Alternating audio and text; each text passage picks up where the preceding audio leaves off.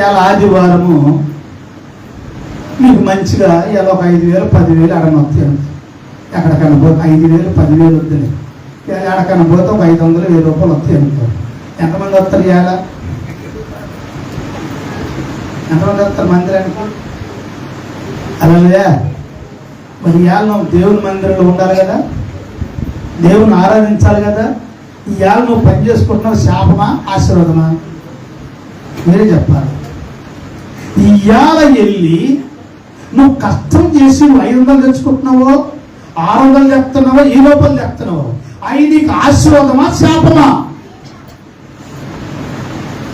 దేవుడు వద్దు అన్నాడు. ఈ దినము నువ్వు ఎక్కడ ఉండకూడదు, ఏ పని చేయకూడదు, నా పని మాత్రమే చెయ్యాలి అని అన్నాడు. మరి నువ్వు దేవుని పని చేస్తున్నావా? దేవుని సన్నిధిలో ఉన్నావా? మరొక దిక్కు ఉంటున్నావా? మరి నువ్వు తెచ్చుకుంటున్నావే దేవుని సన్నిధి కాదని, దేవుని మాట కాదని నువ్వు వెళ్ళి పరిగెత్తుకొని తెచ్చుకుంటున్నావే, అది ఆశీర్వాదమా నీ కుటుంబానికి ఉరితాడా? గేహజీ వెళ్ళాడు, దైవ సేవకుడు వస్తున్నది పరిగెత్తుకుంటూ వెళ్ళాడండి. పరిగెత్తుకుంటూ వెళ్ళాడు. వెళ్ళాక వాళ్ళేమో గుర్రాల మీద గాడి మీద వెళ్ళిపోతున్నారు.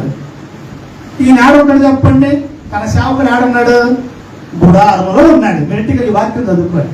గుడారంలో ఉన్నాడు. ఆయన బయటికి రాడు, సామాన్యంగా బయటికి రాడు. అలా దేవుని పని ఎక్కడికన్నా ప్రార్థన చేయాలి, ఎవరైనా వాక్యం చెప్పాలంటే తప్పగా మిగతా బయటికి రాడు. ఆయన ఎప్పుడు కూడా తన గుడారం నుండి దేవునితో గడుపుకుంటూ ఉంటాడు. ఆయన ఏ పని చేయాలో మధ్యలో గేహేజ్ ఉన్నాడు. ఆయనకి పనివాడుగా ఏదైనా భోజనం తేవాలన్నా, వాటర్ తేవాలన్నా, ఏదైనా తేవాలంటే అతను ఎవరితో తెలిసి చెప్తుంటా అంతే.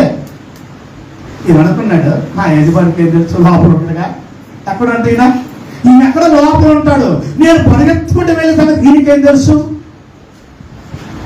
ఎట్టయినా పర్వాలేదు, ఏం జరిగినా పర్వాలేదు, కానీ ఈయన ఖచ్చితంగా తెచ్చుకోవాలి. అంతే కదా. ఈ వారం మనం పోకపోయినా పర్లేదు మందిరానికి. ఈ వారం అయితే వచ్చే వారం పోవచ్చు, ఆ వారం అయితే అవతల వారం పోవచ్చు, కానీ ఈ రోజు 10 రూపాయలు బాగుంటుకుంటే రేపానికి వస్తాయా? ఇదే కదా శాతం అడుగుతున్న మైండ్. మనకైనా పని రోజు దొరుకుతుందా? ఏదో పని దొరికినా చేసుకుంటే అయిపోయా అదే. ఇదంతా ఒక రోజు లెక్క తీసి మొత్తం తీసుకుని హాస్పిటల్ పెట్టేస్తాడు. ఎక్కడ పెట్టేస్తాడు? మీరు లెక్క వేసుకోండి. ఎన్ని సంధ్యాలో ఇప్పుడు లెక్క ఈరోజు ఇంటికి డేట్ వేసి పెట్టుకోండి. ఎన్ని సంధ్యాలు మీరు పని చేసుకుంటున్నారో అవన్నీ ఎంత సంపాదించిన ఒక పక్క రాయండి. ఈ సంవత్సరం మీ చేత ఎంత ఖర్చు పెట్టేస్తాడో హాస్పిటల్కి, అది కూడా రాసి పెట్టుకోండి. మీరు అనుకుంటున్నారు దేవుని సన్నిధిని పోగొట్టి నువ్వు పరిగెత్తుతున్నావే, దేవుని మనసు నీతో ఉంటా లేదా? దేవుని చూస్తా లేడా? దేవుని కంటే నీ సంపాదన ముఖ్యమైంది. దేవుని కంటే, దేవుని సన్నిధి కంటే నీ వ్యాపారం ముఖ్యమైపోయింది. దేవుని సన్నిధి కంటే నీకు వచ్చే లాభం ముఖ్యమైపోయింది. నేను ఎంతమంది ఆవుల నైట్కి వచ్చారు? నెలకు ఒక్కసారి ఆవుల నైట్ వచ్చారు. మరీ ఫోన్ చేసి ఒక్కొక్కరు 4 సార్లు చెప్పాను వచ్చారు. అంటే దేవుని కంటే సుఖభోగం అనుభవించేవారు మన బైబిల్ నేను చెప్పేది కాదు.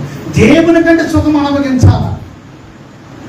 ఎంత అలసటున్నా పనులు మానుకోము, కానీ కొంచెం అలసటుంటే చర్చి మానేస్తాం. ఎందుకు?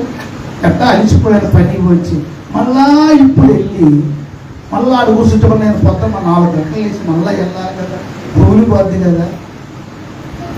పూలు పోకూడదు. దేవుని సమయం దొంగలించినా పర్లేదు, దేవుని సమయాన్ని ఎద్దపరిచినా పర్వాలేదు, దేవుని పని ఆగమైపోయినా పర్వాలేదు, మన పని మాత్రం ఆగం కావాలి. అందుకే బైబిల్ ఏం చెప్తుందంటే అందరూ వారి వారి సొంత ఏంటంటే వారి వారి సొంత పనులు చూసుకుంటారు, కానీ దేవుని పని ఎవరో చూడరు.